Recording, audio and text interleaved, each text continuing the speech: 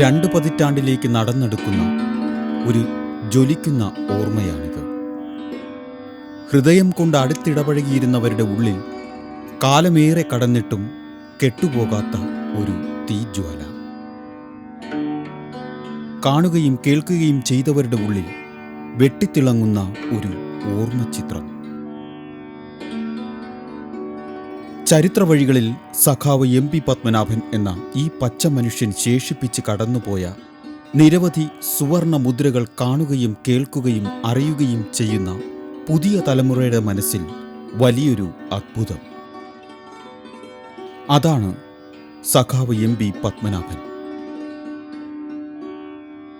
സമരമുഖങ്ങളിൽ ഒരിക്കലും തോറ്റുമടങ്ങാത്ത, വികലപ്രലോഭനങ്ങളിലൊന്നും വഴുതി വീഴാത്ത, പ്രതിസന്ധികളിൽ തോറ്റു പിന്മാറാത്ത ഈ രാഷ്ട്രീയ പോരാളി വർഷങ്ങൾ കടന്നുപോകുന്തോറും മറവിയിലേക്ക് കൂടുതൽ ആഴ്ന്നു പോവുകയല്ല, കാലിക പ്രസക്തിയോടെ, താരതമ്യങ്ങളില്ലാത്ത മികവോടെ ഉയർത്തെഴുന്നേറ്റ് വരുന്ന വേരുറപ്പുള്ള ഒരു ഒറ്റമരമാവുകയാണ്. അതാണ് സഖാവ് എം.പി. പത്മനാഭൻ.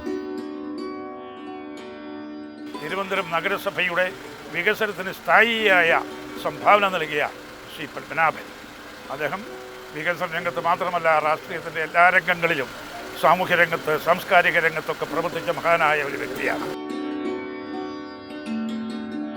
ചില ഔദ്യോഗിക സ്ഥാനങ്ങൾ കാലം എത്ര കടന്നുപോയാലും ഓർക്കപ്പെടുന്നത് അവിടെ വ്യക്തിമുദ്ര പതിപ്പിച്ച അപൂർവ വ്യക്തിത്വങ്ങളിലൂടെയായിരിക്കും.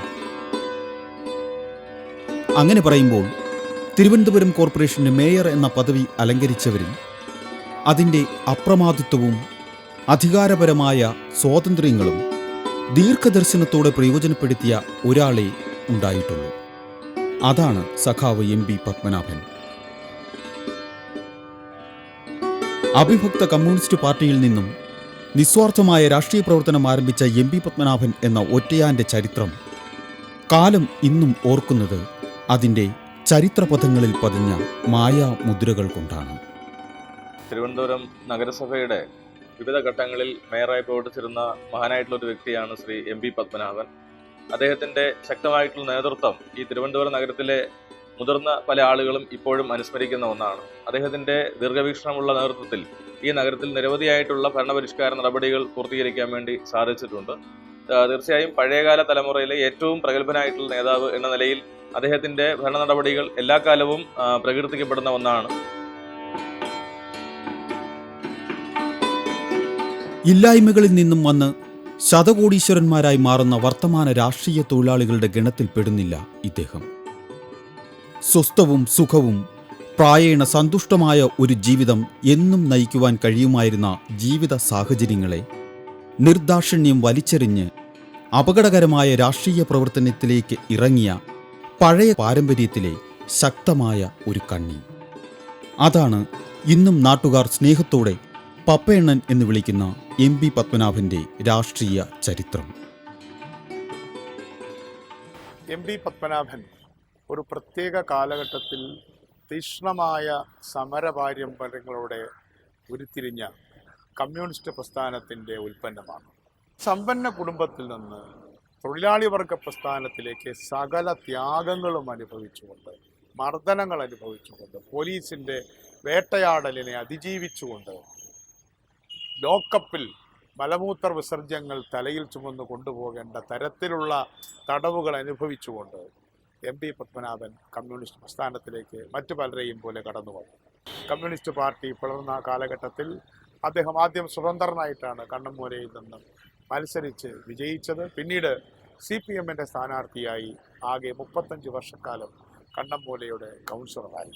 ഇന്ദിരാഗാന്ധി ഇന്ത്യയുടെ പ്രധാനമന്ത്രി അടിയന്തരാവസ്ഥ പ്രഖ്യാപിച്ച് തിരുവനന്തപുരത്ത് വന്നപ്പോൾ ഇന്ദിരാഗാന്ധിയെ സ്വീകരിക്കരുത് എന്ന് പറഞ്ഞപ്പോൾ ആ ഒരു തർക്കവുമില്ലാതെ അതനുസരിച്ച കമ്മ്യൂണിസ്റ്റുകാരനാണ് എം.പി. പത്മനാഭൻ. അദ്ദേഹത്തിന് നഷ്ടപ്പെട്ടത് മറ്റൊന്നുമല്ല, മേയർ സ്ഥാനം തന്നെയായിരുന്നു. ഈ കഴിഞ്ഞ 18 വർഷക്കാലമായി അദ്ദേഹത്തിൻ്റെ ഓർമ്മകൾ ഞാൻ അഭിമാനത്തോടെ പറയും, ആ ട്രസ്റ്റിൻ്റെ ചെയർമാൻ എന്ന നിലയ്ക്ക് അഭിമാനത്തോടെ പറയും, മറ്റേതൊരു രാഷ്ട്രീയ നേതാവിനെ അനുസ്മരിക്കുന്നതിനേക്കാളും ഭംഗിയായും ചിട്ടയായും കൃത്യമായും അനുസ്മരണ പരിപാടികൾ നടക്കുന്നു. ആ കാര്യത്തിൽ അദ്ദേഹത്തിൻ്റെ കുടുംബം, അദ്ദേഹത്തിൻ്റെ ബന്ധുക്കൾ, അദ്ദേഹത്തിൻ്റെ സുഹൃത്തുക്കൾ വഹിക്കുന്ന പങ്ക് CMP എടുത്തു പറയാൻ ആഗ്രഹിക്കുകയാണ്. ആളും ആരവങ്ങളും നിറഞ്ഞ ഒരു പൊതുജീവിതമായിരുന്നു MP പത്മനാഭൻ്റേത്.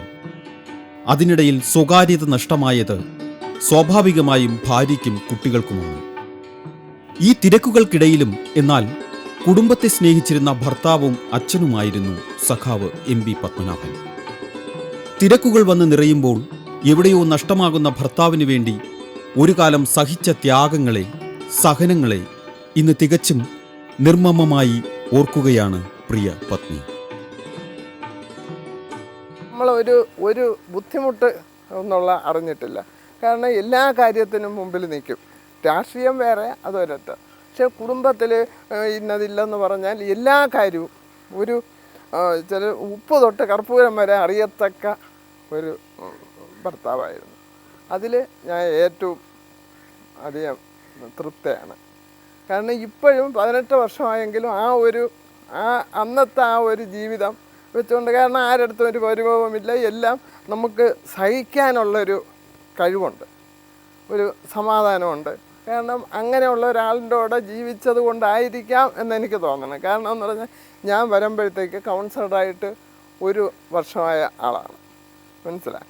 അപ്പോൾ അത് കഴിഞ്ഞിട്ട് പിന്നെ വീട്ടിൽ വെച്ചാണെങ്കിൽ അന്ന് തൊട്ട് എൻ്റെ ഉറക്കമെന്ന് പറയണത് രാത്രി 1 മണിക്കും കാലത്ത് 4:30ക്കുമാണ്. ഈ 16 വയസ്സ് തൊട്ട് ഈ ഇത്രയും വയസ്സിനിടയിൽ ഇപ്പോഴും അത് തുടർന്ന് പോവുകയാണ്. കാരണം ഇപ്പോഴും മരിച്ചു കഴിഞ്ഞപ്പോഴും ഞാൻ വിചാരിച്ചു, ഈശ്വര ഇനി ഞാൻ എന്ത് ചെയ്യും?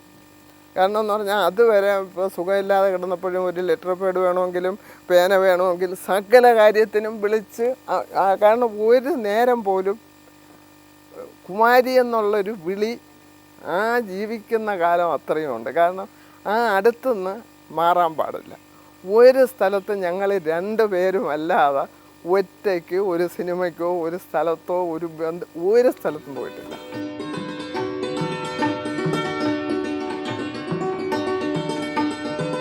മക്കൾക്ക് തുറന്ന വിഹായസിലേക്ക് നിർഭയമായി കടന്നുപോകുവാനുള്ള ധാർമ്മികമായ പിന്തുണയും വലം കൈ നീട്ടിപ്പിടിക്കുന്ന പ്രേരണയുമായിരുന്നു അച്ഛൻ്റെ തുറന്ന ജീവിതം. കരളുറപ്പോടെ ശരിയെന്ന് വിശ്വാസമുള്ള എന്തും തിരഞ്ഞെടുക്കാം, ഉൾക്കൊള്ളാം. പിൻവിളിയുടെ കാർക്കശ്യം നിറഞ്ഞ നിയന്ത്രണങ്ങളും ചട്ടക്കൂടുകളുമില്ല. നല്ലതേതെന്നും ചീത്തയേതെന്നും ഉള്ള തിരിച്ചറിവ് സ്വയമേ ഉണ്ടാകുമ്പോൾ സ്ഥിരപ്രജ്ഞയുള്ള ഒരു വ്യക്തിയിൽ ഉണ്ടാകുന്ന മാറ്റമാണ് ഇന്ന് ഈ 3 ആൺമക്കളെയും ഒരു മകളെയും നേരിനോട് ചേർന്ന് നിന്ന് ഉറച്ച ചുവടോടെ മുന്നോട്ട് നയിക്കുന്നത്. നമുക്ക് നമ്മുടെ അച്ഛൻ ചെയ്തതെന്ന് പറഞ്ഞാൽ നമ്മുടെ ഇഷ്ടത്തിന് വളരാൻ അനുവദിച്ചു എന്നുള്ളതാണ്. ആരുടെ ഒരു ഇഷ്ടത്തിനും ഒരു നിയന്ത്രണം ഇല്ലായിരുന്നു എന്നുള്ളതാണ്. ഇപ്പം ആർക്കും എന്തുമാവാം. ഇപ്പം പഠിക്കണമെന്നോ അല്ലെങ്കിൽ ബിസിനസ് ചെയ്യണമെന്നോ അല്ലെങ്കിൽ എന്ത് കാര്യത്തിനും, ഇപ്പം രാഷ്ട്രീയത്തിൽ പോകണമെങ്കിലോ കലയിൽ പോകണമെങ്കിലോ അല്ലെങ്കിൽ പുറത്ത് പോകണമെങ്കിലോ ഒന്നിനും ഒരു നിയന്ത്രണമില്ലായിരുന്നു എന്നുള്ളതായിരുന്നു അച്ഛൻ്റെ ഒരു രീതി എന്നുള്ളത്. അതിപ്പോഴാണ് മനസ്സിലാവുന്നത്. നമ്മളിപ്പം എങ്ങനെ കുട്ടികൾ വളരണം എന്ന് മനസ്സിലാക്കി തന്നതിന് ഒരു ഉത്തമ ഉദാഹരണമാണ് നമ്മൾ. ശരിക്കും നമ്മുടെ വീടെന്ന് പറയുന്നത് ഒരു തുറന്ന പുസ്തകം പോലെ. കാര്യം ഒരു പ്രൈവസി ഇല്ലാത്ത ഒരു രീതിയായിരുന്നു. എല്ലാവരും രാവിലെ നമ്മൾ ഉറക്കമണിയിട്ട് വരുമ്പോൾ ഒരു 5:30 മണിക്കായിരുന്നാലും 6 മണിക്കായിരുന്നാലും നിറയെ ആളുകൾ. അന്ന് CPM-ൻ്റെ 2 നേതാക്കളുണ്ടായിരുന്നു. ഒന്ന് MP പത്മനാഭനും ഒന്ന് KN രൂപനുമാണ്. കോൺഗ്രസ് കഴിഞ്ഞാൽ ഈ 2 നേതാക്കളുടെ അന്വേഷിച്ച് വരുന്ന ആൾക്കാർ മൊത്തം ഒന്ന് KN രൂപൻ്റെ വീട്ടിൽ പോകും, അല്ലെങ്കിൽ MP പത്മനാഭൻ്റെ വീട്ടിൽ പോകും. അപ്പം രാഷ്ട്രീയ ജീവിതത്തിലെന്ന് പറയുന്നത് നമ്മൾ ശരിക്കും പറഞ്ഞ എങ്ങനെ ജനങ്ങളുടെ അടുത്ത് പെരുമാറണം, അല്ലെങ്കിൽ ആളുകളുടെ അടുത്ത്, അതായിരിക്കും ചിലപ്പോൾ നമുക്ക് ഉള്ള ഉയർച്ചയും. കാര്യം എന്ന് പറഞ്ഞാൽ ഇപ്പോൾ നമുക്ക് ആളുകളെ എങ്ങനെ മനസ്സിലാക്കാൻ പറ്റും. അത് ഇനി പുറത്തു പോയിരുന്നാലും ഏത് രാജ്യത്ത് പോയിരുന്നാലും നമുക്കൊരാളിനെ മനസ്സിലാക്കാൻ പറ്റിയത് ഈ അച്ഛൻ്റെ മകനായിട്ട് ജനിച്ചതുകൊണ്ടായിരിക്കും, അല്ലെങ്കിൽ ആ ഒരു എക്സ്പീരിയൻസ് കിട്ടിയതുകൊണ്ടായിരിക്കും മാറുന്നത്. അകലെ നിന്ന് ആരാധനയോടെ ആൾക്കൂട്ടത്തിനിടയിൽ മാത്രം കണ്ടിരുന്ന അച്ഛൻ ഇന്ന് മക്കൾക്ക് റോൾ മോഡലാണ്. ജീവിതോർജം പകരുന്ന വികാരവും അണയാത്ത മാർഗദീപവുമാണ്. നിന്റെ ജീവിതം നിൻകാര്യം മാത്രം, എന്നും എൻ്റെ ചിറകിൻ്റെ കീഴിൽ നിന്നു നിന്റെ വയറു നിറയ്ക്കാം എന്നു തോന്നുന്ന തോന്നല് വേണ്ട എന്ന് കടമ്മനിട്ട കവിതയിലെ തള്ളക്കോഴി പറയുന്നത് പോലെ മക്കളോടും ഭാര്യയോടും പറയാതെ പറഞ്ഞ അച്ഛനായിരുന്നു സഖാവ് എം പി പത്മനാഭൻ. നമ്മുടെ വീട് ഇന്ന് പലരും കാണുന്ന ആ സ്വകാര്യ സങ്കല്പങ്ങൾക്ക് എത്രയോ അപ്പുറമായി. ആ വീട്ടിലൊരു സ്വകാര്യ നിമിഷങ്ങൾ തന്നെ ഉണ്ട് എന്ന് നമുക്ക് ചെറുതിലെ പറയാൻ പറ്റില്ല. അത്രയും ജനങ്ങൾ ആ വീടുമായി അടുപ്പവും. രാവിലെ 5 മണിക്ക് 12 മണിക്ക് എത്ര മണിക്ക് പാതിരാത്രി ഏത് പാതിരാത്രിയും കടന്നു വരാവുന്ന ഒരു വീടായിരുന്നു. ഒരു അസംബ്ലിയോ പാർലമെൻറ്റോ ജയിക്കും പോലെയല്ല 35 കൊല്ലക്കാലം ഒരു കോർപ്പറേഷൻ വാർഡ് ഒരേപോലെ പ്രതിനിധീകരിക്കുക. ഓരോ ടേമും ഇപ്പോൾ ഉള്ളതുപോലെ 5 കൊല്ലമല്ല, 1 കൊല്ലമാണ്. ആ 1 കൊല്ലത്തെ ടേമിനകത്ത് നിന്നുകൊണ്ട് ഈ തിരുവനന്തപുരം നഗരത്തിൽ നടത്താവുന്ന സകല വികസന പ്രവർത്തനങ്ങളും, ആദ്യമായി ഇലക്ട്രിക് ക്രിമിറ്റോറിയം കൊണ്ടുവരിക, പാർക്കുകൾ കൊണ്ടുവരിക, പുതിയ മൈതാനങ്ങൾ കൊണ്ടുവരിക, നമ്മുടെ തൈക്കാട് ഇലക്ട്രിക് ക്രിമിറ്റോറിയം മുതൽ പാളയത്തെ പാർക്കുകൾ, അതുപോലെ കണ്ണമൂലയിലെ ചട്ടമ്പി സ്വാമിയുടെ പ്രതിമ സ്ഥാപിക്കുന്നത് ഉൾപ്പെടെ ഈ നഗരത്തിലെ പ്രധാനപ്പെട്ട വികസന പ്രവർത്തനങ്ങൾ മുഴുവൻ ഈ 1 കൊല്ലത്തെ കാലാവധി വെച്ചുകൊണ്ടുള്ള പഴയ ടേമിൽ നടത്തി തീർത്തതാണ് എന്ന് ഇപ്പോൾ ഉള്ള ആളുകളോട് പറഞ്ഞാൽ ചിലപ്പോൾ പലർക്കും വിശ്വസിക്കാൻ തന്നെ ബുദ്ധിമുട്ടാവും.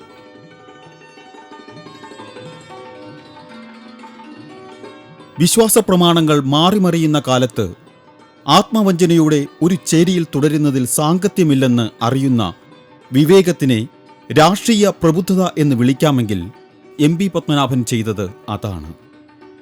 തനിക്ക് നേരെന്ന് തോന്നിയതിനൊപ്പം, ആ വിശ്വാസ പ്രമാണത്തിനൊപ്പം, അത് ഉയർത്തിപ്പിടിച്ചവർക്കൊപ്പം നിൽക്കുവാൻ കാണിച്ച ആർജവം. അതായിരുന്നു സഖാവ് എം വി രാഘവൻ CMB രൂപീകരിച്ചപ്പോൾ ആ രാഷ്ട്രീയ പ്രസ്ഥാനത്തിലേക്ക് പോകുവാൻ എടുത്ത തീരുമാനം. അതെ, സഖാവ് എം പി പത്മനാഭൻ ഒരിക്കലും പുറംതിരിഞ്ഞൊഴുകുന്ന ഒരു പുഴയല്ല. അത് ഹൃദയങ്ങളിൽ നിന്ന് ഹൃദയങ്ങളിലേക്ക് തളർച്ചയില്ലാതെ ഒഴുകിക്കൊണ്ടേയിരിക്കുന്നു. എം വി രാഘവൻ്റെ നേതൃത്വത്തിൽ ഒരു സമാന്തര ബദൽ രേഖ അവതരിപ്പിച്ചതിലാണ് അദ്ദേഹം CPM-ൽ നിന്നും പുറത്താക്കപ്പെട്ടത്. ആ ബദൽ രേഖ അവതരിപ്പിക്കുമ്പോൾ അന്ന് വലിയ പ്രമുഖ നേതാക്കളൊക്കെ അതിൻ്റെ കൂടെ ആദ്യഘട്ടത്തിലുണ്ടായിരുന്നു. പിന്നീട് ഓരോരുത്തരായിട്ട് പിന്മാറി. പിന്നെ മുഖ്യമന്ത്രിയായ ആൾ പോലും ആ ബദൽ രേഖയിൽ കൂടെ ഉണ്ടായിരുന്നവരാണ്. ഒടുവിൽ എം വി രാഘവനും സഹാവ് പപ്പനും അങ്ങനെ കുറച്ച് ആളുകൾ മാത്രമായിട്ട് ശേഷിച്ചു. എങ്കിലും അവർ പുറത്താക്കപ്പെട്ടു. ആ ബദൽ രേഖയിൽ പറയുന്ന കാര്യങ്ങളാണ് പിന്നീട് CPM-ന് പലപ്പോഴും നടപ്പാക്കേണ്ടി വന്നിട്ടുള്ളത്. അതിന്ന് എല്ലാവരും മറന്നുപോയി. ഈ പറഞ്ഞതുപോലെ തന്നെ പുറത്താക്കപ്പെട്ട ആളുകൾ വലിയ ധീരന്മാരായിരുന്നു. ഇപ്പോൾ CPM-നെതിരായ ഒരു പാർട്ടി കെട്ടിപ്പടുക്കുക എന്ന് പറയുന്നത് ചെറിയൊരു കാര്യമല്ല. ജീവന് തന്നെ അപകടമുണ്ടാകുന്ന, ജനങ്ങളിൽ നിന്നും ഒറ്റപ്പെട്ടു പോകുന്ന അവസ്ഥയിൽ പോലും അന്ന് തിരുവനന്തപുരത്ത് സഹാവ് പപ്പനും അതുപോലെ തന്നെ സ്റ്റാൻലി സത്യനേശനും ചേർന്ന് ഇവിടെ ആ പാർട്ടി കെട്ടിപ്പടുക്കുമ്പോൾ അന്നത്തെ വിദ്യാർത്ഥി നേതാവായ CP ജോണും അതിനൊപ്പം ചേർന്നു. നല്ലൊരു ബുദ്ധിജീവികളുടെയും അതുപോലെ തന്നെ ജനസ്നേഹികളുടെയും ഒരു പാർട്ടിയായിട്ട് അത് വളർന്നു വരികയും നല്ലതുപോലെ കേരള രാഷ്ട്രീയത്തിൽ അത് പങ്കുവഹിക്കുകയും ചെയ്തു. ഇന്നും ആ ഒരു നിലപാട് തുടർന്നു വരുന്നത് ഇവരുടെയൊക്കെ ഓർമ്മകളാണ്.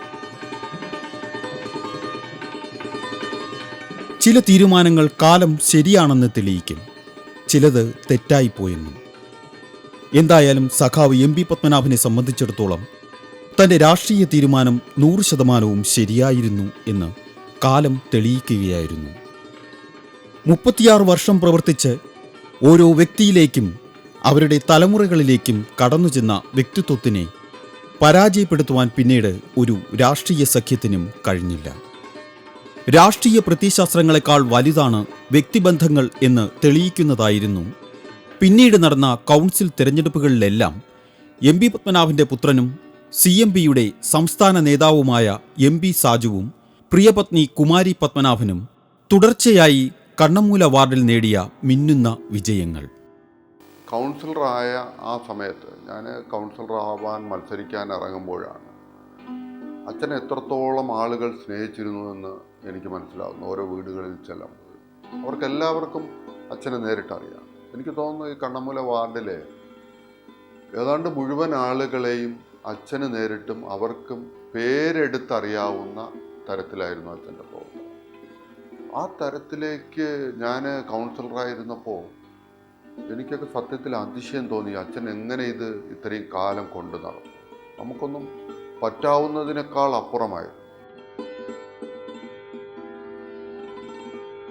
എല്ലാ ചരമവാർഷിക ദിനങ്ങളും ഒന്നാം വാർഷികമാണെന്ന് തോന്നിപ്പിക്കുന്ന വിധത്തിലുള്ള ഉത്സാഹവും ഉണർവുമാണ് കാണാൻ കഴിയുന്നത്.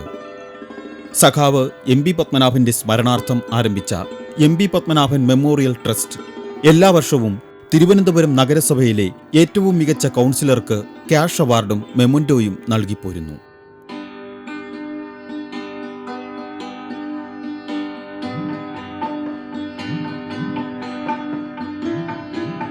എം പി പത്മനാഭൻ പ്രവർത്തിച്ച മേഖലയിലെ സർക്കാർ സ്കൂളായ കുന്നുകുഴി സ്കൂളിലെ മികച്ച വിദ്യാർത്ഥികൾക്ക് ക്യാഷ് അവാർഡ് നൽകിയും ആരോഗ്യ ബോധവത്കരണ ക്യാമ്പുകൾ സംഘടിപ്പിച്ചും ഈ രാഷ്ട്രീയ കർമ്മയോഗിയുടെ ഓർമ്മയെ ജ്വലിപ്പിച്ചു നിർത്തുകയാണ് ട്രസ്റ്റ്.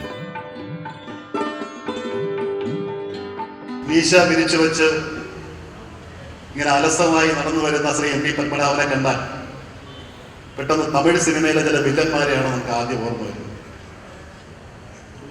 പക്ഷെ ഇത്ര സ്നേഹസമ്പന്നനായ ഒരു മനുഷ്യൻ അടുത്തറിയുമ്പോഴാണ് മനസ്സിലാക്കുന്നത്.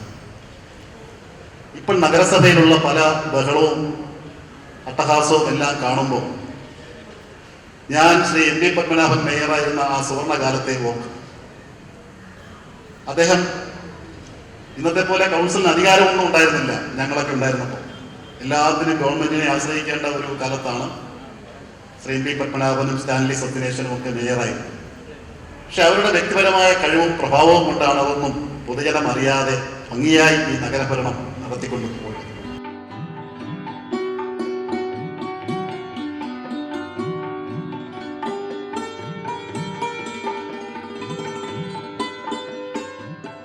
അദ്ദേഹം ജനങ്ങളോടൊപ്പം പ്രവർത്തിച്ച് ജനങ്ങൾക്ക് വേണ്ടി പ്രവർത്തിച്ചു. അദ്ദേഹത്തിൻ്റെ രാഷ്ട്രീയ നിലപാടുകൾ അത് ജനങ്ങളുടെ അംഗീകാരമുണ്ടായി. അതാണ് അദ്ദേഹം മത്സരിച്ച് 1 ലക്ഷം കണ്ണമൂലയിൽ അദ്ദേഹത്തിന് പരാജയം ഉണ്ടായിട്ടുണ്ട്. മേയർ എന്നുള്ള നിലയിൽ അദ്ദേഹം നടത്തിയ സംഭാവന, അദ്ദേഹം കൗൺസിലർ മേയറൊക്കെ ചെയ്യുന്ന കാലഘട്ടം എന്ന് പറഞ്ഞാൽ കേരളത്തിലെ ഏറ്റവും വൃത്തിയുള്ള നഗരമായിരുന്നു. ആ സമയത്താണ് അദ്ദേഹം മേയറായത്. പറഞ്ഞ പോലെ വൈദ്യുതി ശ്മശാനം, ആ കാലത്ത് വൈദ്യുതി ശ്മശാനത്തിനെ കുറിച്ചൊക്കെ ഒരുപാട് ആശങ്കയുള്ള കാലമാണ്. വൈദ്യുതി ശ്മശാനം വരും. ഒന്ന്, മതപരമായിട്ടുള്ള ചടങ്ങ് നിർവഹിക്കാൻ വൈദ്യുതി ശ്മശാനം ശരിയല്ല എന്നുള്ള അഭിപ്രായം ഉണ്ടായിരുന്നു. ഈ കറണ്ട് പോയി കഴിഞ്ഞാൽ മൃതദേഹത്തിൻ്റെ സംസ്കരണം പൂർണ്ണമായിട്ടും നടക്കില്ല എന്നുള്ള സംശയം. അത് റിസ്ക് എടുത്തിട്ടാണ് അദ്ദേഹം ഇത് സ്ഥാപിക്കാൻ തീരുമാനിച്ചത്. അപ്പം അങ്ങനെയൊക്കെ ഒരു ഉറച്ച തീരുമാനം എടുക്കുന്ന കാര്യത്തിൽ അദ്ദേഹം മുൻപന്തിയിൽ തന്നെ വന്നിരുന്നു. അവസാന കാലത്ത് UDF-നോടൊപ്പം പ്രവർത്തിക്കുകയും UDF-ന്റെ സ്ഥാനാർത്ഥിയായിട്ട് അദ്ദേഹം വിജയിക്കുകയും ചെയ്തു. സാധാരണക്കാരോടൊപ്പം പാവപ്പെട്ടവരോടൊപ്പം പ്രവർത്തിച്ചതുകൊണ്ടാണ് അദ്ദേഹത്തിന് ഇന്ന് ജനമനസ്സുകളിൽ ഒരു സ്ഥാനമുണ്ട്. ഒപ്പം പ്രവർത്തിച്ചവരുടെ മനസ്സിൽ മാത്രമല്ല, രാഷ്ട്രീയ പ്രതിയോഗികളുടെ മനസ്സിൽ പോലും ഒരു നല്ല പ്രതിച്ഛായ സൃഷ്ടിച്ചെടുക്കുവാൻ ഇദ്ദേഹത്തിന് കഴിഞ്ഞിട്ടുണ്ട്. പ്രതിപക്ഷ ബഹുമാനത്തിന്റെ ആ നല്ല മാതൃകയ്ക്ക് ലഭിച്ചുകൊണ്ടിരിക്കുന്ന അംഗീകാരമാണ് 2 പതിറ്റാണ്ടിനോടടുക്കുന്ന അനുസ്മരണ സമ്മേളനങ്ങളിൽ ഇന്നും പങ്കെടുക്കുന്ന വിവിധ രാഷ്ട്രീയ കക്ഷി നേതാക്കളുടെ വൈവിധ്യമാർന്ന സാന്നിധ്യം. ഈ വ്യത്യസ്ത രാഷ്ട്രീയ പ്രസ്ഥാനങ്ങളിലുള്ള ആളുകൾ തിരുവനന്തപുരത്ത് ഇങ്ങനെ കൂടുന്നതായ ഒരു പൊതു ചടങ്ങുകൾ വളരെ വളരെ വിരളമാണ്. വിവാഹ ചടങ്ങിന് നമ്മൾ ചിലപ്പോൾ പങ്കെടുത്തേക്കാം. എവിടെയെങ്കിലും ഒരു അത്യാഹിതമുണ്ടായി അല്ലെങ്കിൽ ഒരു മരണം സംഭവിച്ചു, അതിൻ്റെ ഭാഗമായി അനുശോചനത്തിനെത്താം എന്നുള്ളതല്ലാതെ ഏതെങ്കിലും ഒരു വിഷയത്തെ അധികരിച്ച് അത്തരത്തിലൊരു സെമിനാറിൻ്റെയോ അല്ലെങ്കിൽ ഒരു അനുസ്മരണ യോഗത്തിൻ്റെ, അതല്ല എങ്കിൽ ഇത്തരത്തിൽ അവാർഡ് സമ്മാനിക്കലിൻ്റെ ചടങ്ങുകളിൽ BJP-യുടെ ഒരു നേതാവും കോൺഗ്രസിൻ്റെ നേതാവും LDF-ൻ്റെയും UDF-ൻ്റെയും വിവിധ കക്ഷികളിൽപ്പെട്ടവരുടെ പ്രവർത്തകരോ ജനപ്രതിനിധികളോ ഒക്കെയായി ഒരുമിച്ച് കൂടുന്നതായിട്ടുള്ള ഇടങ്ങൾ ചുരുങ്ങി വരികയാണ്. അത്തരത്തിൽ ഇടങ്ങൾ ചുരുങ്ങി വരുന്നത് നമ്മുടെ എല്ലാം മനസ്സിനെ വല്ലാതെ സങ്കുചിതത്വത്തിലേക്ക് നയിക്കും എന്ന് ഞാൻ ഭയപ്പെടുകയാണ്. അവിടെ ഇത് വ്യത്യസ്തത പുലർത്തുന്നു എന്നുള്ളതിന് എൻ്റെ ആശാൻ ഉൾപ്പെടെയുള്ള സുഹൃത്തുക്കളെ ഞാൻ അനുമോദിക്കുകയാണ്. ചില ആളുകൾക്ക് ചില പേരുകൾ കൽപ്പിച്ച് നൽകിയിട്ടുണ്ട്. MLA-മാർ ഒരുപാട് ആളുകൾ വരും പോകും. തിരുവനന്തപുരത്ത് MLA എന്ന് കേട്ടിരുന്നാൽ കാട്ടായിക്കോണം വി ശ്രീധരനെയാണ് ഓർക്കുക എന്നുള്ളതുപോലെ, പണ്ട് തിരുവനന്തപുരത്ത് സഖാവ് എന്ന് പറഞ്ഞാൽ അനിരുദ്ധനെയാണ് ഓർക്കുക എന്നതുപോലെ, പത്രാധിപർ എന്ന് പറഞ്ഞാൽ പത്രാധിപർ സുകുമാരനെയാണ് ഓർക്കുക എന്നതുപോലെ, മേയർ എന്ന് പറഞ്ഞാൽ എല്ലാവരും MP പത്മനാഭനെയാണ് ഓർക്കുക എന്നുള്ളതുപോലെ, ചില അങ്ങനെ പദപ്രയോഗങ്ങളും അങ്ങനെയുള്ള പേരിൻ്റെ സിനോണിമസ് ആയിട്ടുള്ളത് ജനങ്ങൾ കൽപ്പിച്ച് നൽകിയിട്ടുള്ളതാണ്. അത്തരത്തിൽ പപ്പണ്ണന് വാസ്തവത്തിൽ തിരുവനന്തപുരം നഗരത്തെക്കുറിച്ചുണ്ടായിരുന്ന അദ്ദേഹത്തിൻ്റെ ഈ വീക്ഷണം, ചിന്ത, അതൊക്കെ തന്നെ കൂടുതൽ ചർച്ച ചെയ്യേണ്ടതായിട്ടുണ്ട്. തിരക്കേറിയ ഔദ്യോഗിക രാഷ്ട്രീയ ജീവിതത്തിനിടയിലും തൻ്റെ ഉള്ളിലെ കലാകാരനെ കണ്ടെത്തി അതിനുവേണ്ടി സമയം ചിലവഴിച്ചിരുന്നു MP പത്മനാഭൻ. ഒരുപക്ഷെ രാഷ്ട്രീയക്കാർക്കിടയിൽ അപൂർവമാണ് ഇത്തരം വ്യക്തിപ്രഭാവം ഉള്ളവർ. നാടകമെന്ന മാധ്യമത്തെ രാഷ്ട്രീയപാതയിലെ ഒരു തിളക്കമാർന്ന ഏടായി കാണുകയായിരുന്നു MP പത്മനാഭൻ. ആ അച്ഛൻ്റെ കലാതൽപരത ഇന്ന് ബിജു പപ്പൻ എന്ന നടനിലൂടെ മലയാള സിനിമാരംഗം അറിയുന്നു. അച്ഛൻ്റെ അഭിനയ സപര്യ മകനിലൂടെ വളരുകയാണ്. നമ്മൾ പറയും ഏറ്റവും പവർഫുള്ളായി നിൽക്കുന്നത് ദൈവമാണ്. ആ ദൈവത്തിന് തൊട്ടു താഴെ നിൽക്കുന്നത് നുണയാണ്. ആ നുണകളിൽ പോലും ആളുകളിടയിൽ ഒരു തെറ്റിദ്ധാരണ ഉണ്ടാക്കാതെ MP പത്മനാഭനെ ജീവിച്ചിരുന്ന കാലം ഭംഗിയായി പൊതുരംഗത്ത് ജീവിക്കാൻ കഴിഞ്ഞതാണ്. ഞങ്ങളെ സംബന്ധിച്ചിടത്തോളം MP പത്മനാഭൻ്റെ മകനാണ് എന്ന് പറഞ്ഞ് ഞങ്ങൾക്ക് ആരെയും കാണാനും ആരുടെ മുന്നിൽ പോകാനും ഞങ്ങൾക്ക് കഴിഞ്ഞിട്ടുണ്ട്. പിന്നെ MP പത്മനാഭൻ്റെ മക്കളിൽ എന്നെയാണ് എല്ലാവരും പപ്പ പപ്പ എന്ന് വിളിക്കുന്നത്. സിനിമാക്കാരുടെ ഇടയിൽ ഇപ്പോൾ ലാലേട്ടനായാലും മമ്മൂക്ക എന്നെ പപ്പ എന്നാണ് വിളിക്കുന്നത്. അപ്പോൾ എല്ലാവരും പറയും ആ ബിജുവിൻ്റെ അച്ഛൻ്റെ പേരാണ്, എങ്കിലും എന്നെ പപ്പ. ഞാൻ അതുകൊണ്ട് ശാശ്വാൻ സ്വാമിയുമായിട്ട് ഒന്നിച്ച് പ്രവർത്തിക്കുന്ന സമയത്ത് സ്വാമിയാണ് എനിക്ക് ബിജു പപ്പൻ എന്ന് പേരിട്ടതെന്ന്. അന്ന് തൊട്ട് ഇന്ന് വരെ ഞങ്ങൾ ബിജു പപ്പനായി. അപ്പോൾ ഒരു പൊതുപ്രവർത്തകൻ എങ്ങനെ ആയിരിക്കണം എന്ന് കണ്ടു വളർന്നതല്ലാതെ ഞങ്ങൾക്ക് അതേപോലെ ഒരു പൊതുപ്രവർത്തകനെ കാണാൻ പിന്നെ കഴിഞ്ഞിട്ടില്ല. സ്വപ്രയത്നവും സ്ഥിരോത്സാഹവും അനുകരണീയമായ ലാളിത്യവും വിട്ടുവീഴ്ചയില്ലാത്ത ഇച്ഛാശക്തിയും മാത്രമല്ല, നിശ്ചയദാർഢ്യമുള്ള നിതാന്ത രാഷ്ട്രീയ ജാഗ്രതയും കാത്തുസൂക്ഷിച്ച ഈ ഔന്നത്യത്തിന് മരണമില്ല. അതെ, പ്രിയപ്പെട്ടവരുടെ മനസ്സിൽ നിന്നും ഒരിക്കലും ഈ മേധാശക്തിയുള്ള ചിത്രം മാഞ്ഞുപോവുകയില്ല.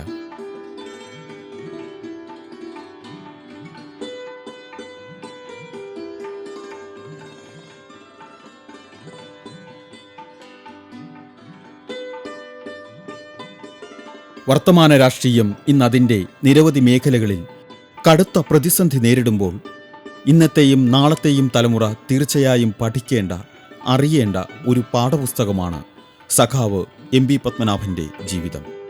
അതെ, ആ നിയോഗം ഇവരുടെ കൈകളിൽ സുഭദ്രമാണ്. ആ സ്മരണയുടെ നാളം കെടാതെ സൂക്ഷിക്കുവാൻ ഇവർക്കാകട്ടെ.